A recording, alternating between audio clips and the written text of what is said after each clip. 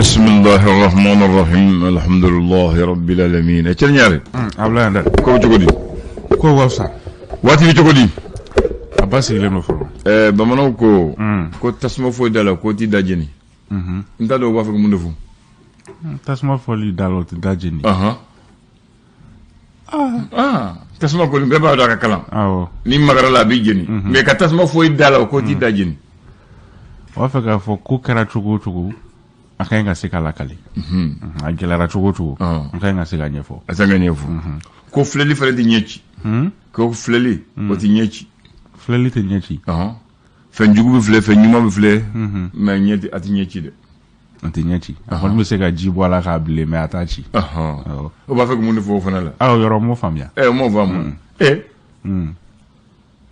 mo fam jodi ko fe mu manga ke o tikeo ni manga ke o tike sekeke o chen voilà ufana ko kuma du bolo kuma ti bonyo tlum o chen ko kera chugu ate boye kluma muna abse ko bonyo dusukunde mas no kluba me adogara wo kluba me abonyana wo kluba me ajugara wo kluba me dero ko akadi amandi akatini kuna ko enne ka bare kono borada ya ngafa korora da ngafa wala o chen mais amandi ni akadi we ne kono borada dro doka khale kono abana wala donc beni joro ko kera to beni nafa wa be ko do ginye kono ani hadama de ko fembeni joro fembeni ka bara fembeni ka nafa o chen voilà akoro beli ni ayo bismillah aba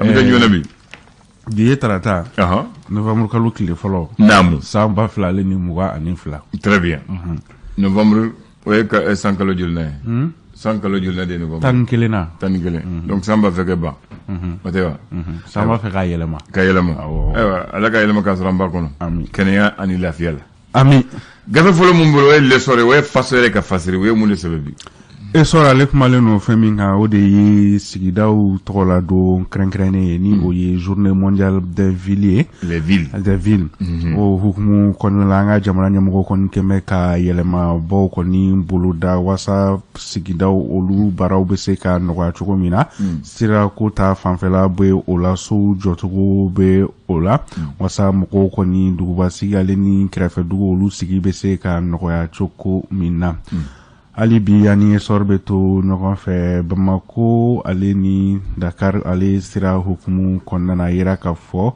ko wulika jo koni baraw kera wasa metalike abstraka tama abseka noga chukku mina anga firikelaw olu ni Senegal firikelaw olu ni nyokonche ka sabu ke douane kota fanfela fuka tasi lakana bamunu fenebe asira oka esor ali bi ana beto nogon fe balokuta fanfelana krenkreniala anga senefon ko ambe wakati mina ikusisan suku koni kondana ku do kon be ka bo ferifen ku foli nunu koni songo ulani uyi anga senefon uye esor alika la seli ejenya ya fo bakari akasigi sheziga parce que fosen ko mana wi laptop kasigi table ka ma famu ama ko fosen ko ma famu ko nyebala telela kamera ko nyebala kamera ale ba leme yala ko ni bakti willa do ba sigi table ka donc bakti ma famo ko ni bakti willa bakti ka sigi shezi ka sigi table ka ummi bakti mo fam ba bakti e ba to bi sigi shezi ka faut se de côté voilà l'indépendant alef malenu feminga ko mado ko ni kunta kuma ko ni taka nyeshi islam dine alini Kurane konima o hukumu konnana ho conseil islamique moko kon kemeka wulewule da koni bla juma nato metalika yera ka fo ko besonga fatia yereta nima ko fole akoni kama o hukumu kelen konnana kiri tigila moko ni o justice olu koni kemeka enquête koni daile wasa ma ko fole ntekepse ka da akan choko mina indépendant alibi ani abeto non fait ayera ka fo Senegal ka olu koni drogu do koni minemi ni ale koni bora malila abe fo drogu ko fole mako cocaine ale kilogram keme sama mini ale musaka biti jo sefa war milliard mukan ani nani na indépendant ali bi anabetu no kon fe minusma nyamko mimbe ni o ye u ka secteur S ye ale laseli kɛ k'a yira k'a fɔ k'olu kɔni bɛ te continuer ni ka u ka dɛmɛ kɔni ta k'a ɲɛsin wasa bɛn ale ni keleya bolonɔbila sɛbɛn min kɛra a bɛ se k'a lawaleya cogo min na indépendant ale ka laseli don. Ayiwa l'indicateur de renouveau ale ka laseli ye jumɛn ye? Indicateur de renouveau ale kumana fɛn min kan o de ye ko Jaraba Keita ale kɔni minɛna ni ka ɲangi bingani wale dɔ kɔni na cɛnimusoya hukumu kɔnɔna na o hukumu kelen kɔnɔna na yira k'a fɔ ko san 2 kaso o kɔni dira a ma.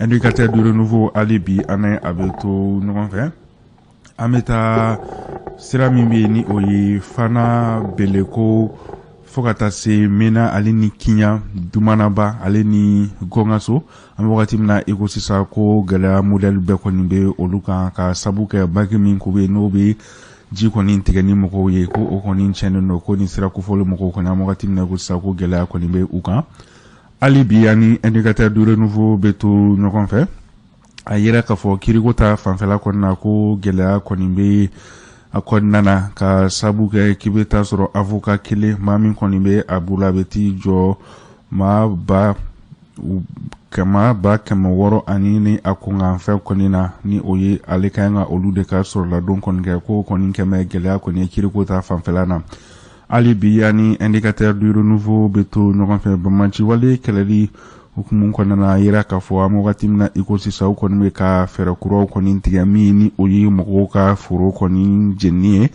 a yira k'a fɔ masinakaw olu fɛ yen nɔ bamaci wale kɛbaw kɔni ye mɔgɔw ka maloforo hectare 2 kɔni a selen k'u ye tasuma kɔni bilala ni ka a jeni o ye juguya ye a tiɲɛ yɛrɛ la hali bi ani indicateur du renouveau bɛ to ɲɔgɔn fɛ a yira k'a fɔ conseil national de transition ni o ye CNT yira k'a fɔ ko mɔgɔw 26 olu kɔni ka ɲi ka fara CNT mɔgɔw olu kan a kuma kɔni kɛn bɛ gɛlɛya kɔni ye musakako ta fanfɛla na an bɛ wagati min na i ko sisan. Le reporter ale ye mun sɛbɛn? Reporter ale kumana fɛn min kan o de ye Senegalikaw olu fɛ yen nɔ forum min ni a kɛra ni Mali ka ministre min ɲɛsinnen don Mali ni jamana wɛrɛ koyaw ɲɛnabɔli ma ni o ye Abdoulaye Diop ye ale ka laseli senfɛ forum kofɔlen na ale y'a yira k'a fɔ ko jɛma kɔni ka ɲi ka farafinna ale ka hakɛw ni o ye a ka intérêtw ye ko ka olu kɔni bonya. Reporter ali bi ani a bɛ to ɲɔgɔn fɛ ira k'a fɔ Malamine Kone ni Marc Ernest ni o ɲɛmɔgɔ ale ko yala ko ale bɛ ka politiki ko dɔw de fɛrɛ tigɛ donna nataw la wa ɲininkali kɔni tɛmu sɛbɛnnen. Le soir de Bamako wula. Soir de Bamako ale kumalen bɛ Bamaci wale kɛlɛli kan kɛrɛnkɛrɛnnenya la ko GAT mɔgɔw a yira k'a fɔ ko dangari kɔni kɛra olu la an ka fintigilakaw olu ka wulikajɔ dɔ kɔni senfɛ yira k'a fɔ wulikajɔ kofɔlen kɔni sera ka kɛ ka ɲɛ ni pankuruw kɔni ye ni o ye u ka hélicoptère kura minnu kɔni dira an ka fintigilakaw olu ma wasa ka se ka Bamaci walew kɔni kɛlɛ ko a kɛra togere kunbekaw olu fɛ.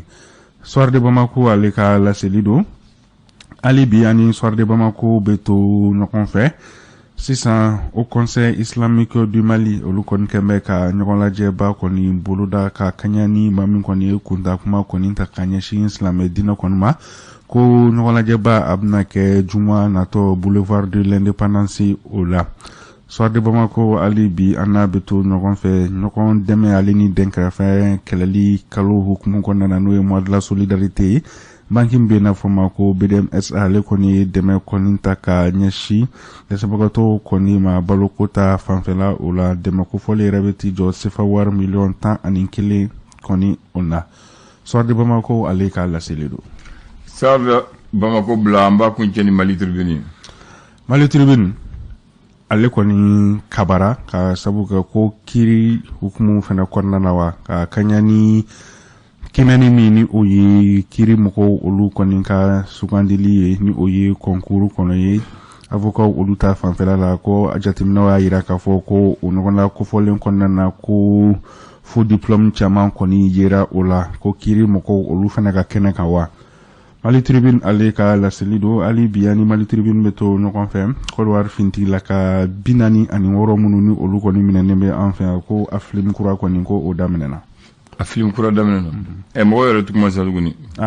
ngo mo wara tukuma tuguni depuis c'est les nyama bora fo bien ma foye depuis ko sans condition mako sege na aywa tubarakallah afamuna sa c'est là la fiation depuis ko wolé de yere lafia voilà donc mo nganga ko ko amoyo soro o dewa bana ken ñaari ablanan anga kalanso ba tumbeyan kalanso ba tumbeyan abe zande mais ale ni folo to jowe ba fo mo NSUP école normale supérieure NSUP avec nouvelle version B mais ale ni folo te kala voilà folo ni te wara bac là donc ibita oro la école karamago jolen ñuma formelen wori bo o école sola allez d'aller là en 1962 1er novembre mais bi ñomuna mais we d'aller watimina abero mina tola de eni bi romina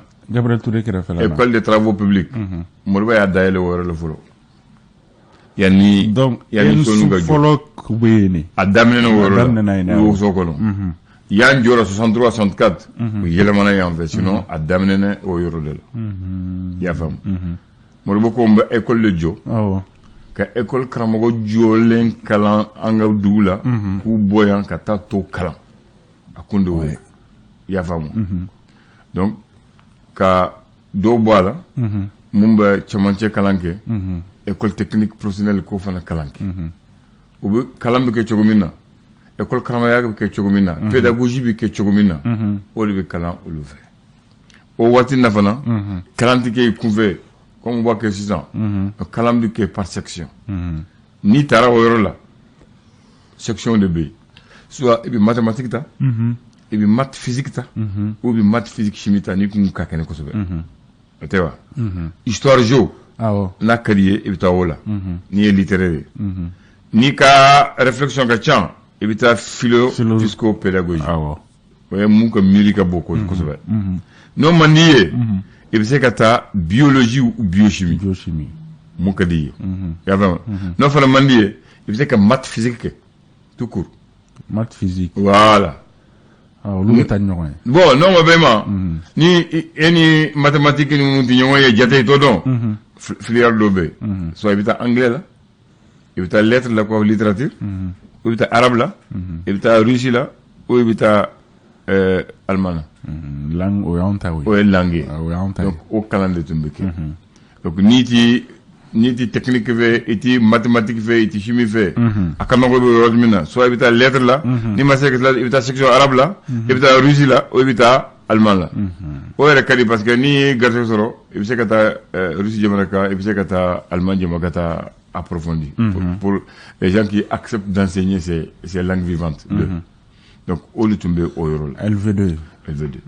Donc, au école Kramo, nous, Bora, au école Kramo, Kalam, lycée au Kala.